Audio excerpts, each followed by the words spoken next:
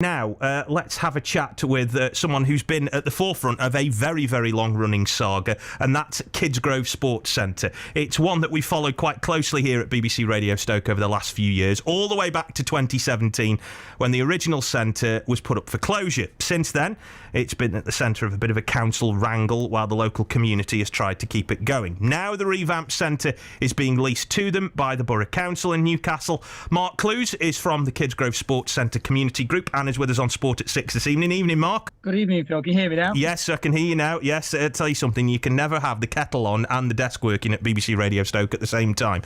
Now, in all seriousness, Mark, this must feel now like the last hurdle has kind of been overcome.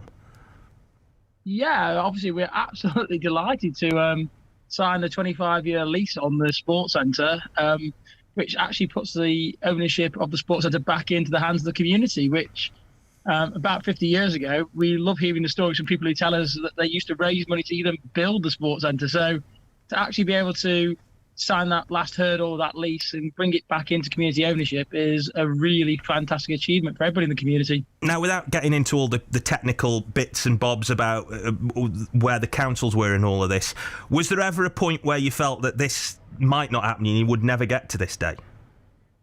Well, I'm not going to lie. We've always worked hard to make sure that it would get to this point. I always believe it would get here, but there have been times when the odds have been 99% against us, and you just keep plugging away and hoping that if you really have that passion and that desire, that actually you can achieve something. And I think that that's a testament to what we've done as a community.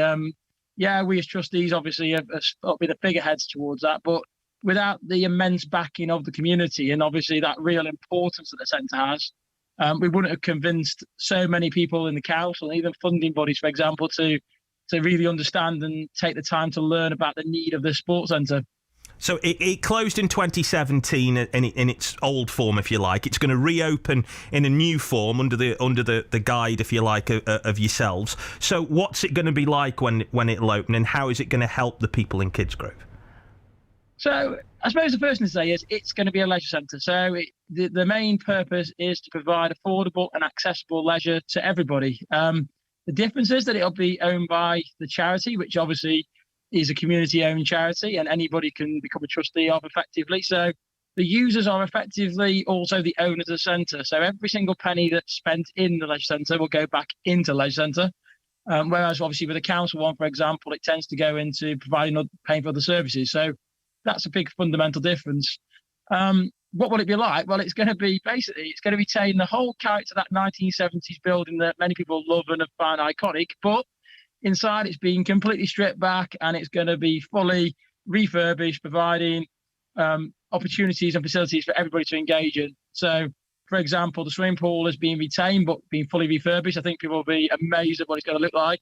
The sports hall, the largest one in the borough, is going to be kitted out to provide futsal, which is a facility which we're short of in this whole of North Staffordshire, basically. The FA provided a grant to enable that to happen. And on top of that, obviously, we've also got some funding from Cricket Staffordshire to enable us to provide cricket lanes again, which is something which the area is short of. So, we're really catering for that need of swimming space, sports hall space. And also, we've had some funding to develop a community hub. Now, that's something slightly different, but that's about developing the mental side. So we've got lots of physical well-being, but to do the mental and the social well-being, we're going to try and develop a hub where people can come and learn about new technology, for example, and try and encourage them and try and break down those digital divide that's happening with some people in society who feel excluded because they can't access the facilities.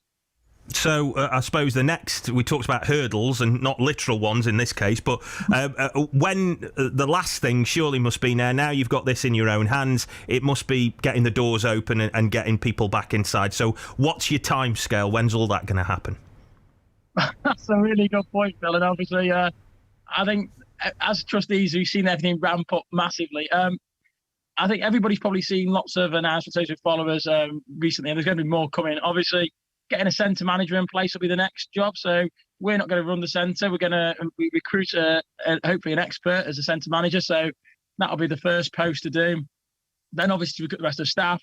And the aim is very much to open those doors in spring this year. It will open this year.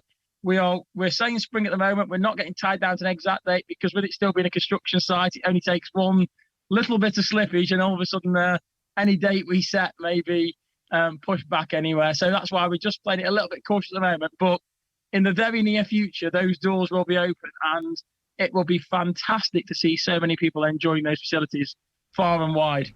Mark, thank you very much for being on the show tonight. That's Mark Clues from the Kidsgrove Sports Centre to Community Group. It's been a long, long fight for them to get both the centre into community hands and also now to get it up and running, which it hopefully should be later this year as well. Best of luck to them in their endeavours to keep that going, and we will keep in touch with that on BBC Radio Stoke.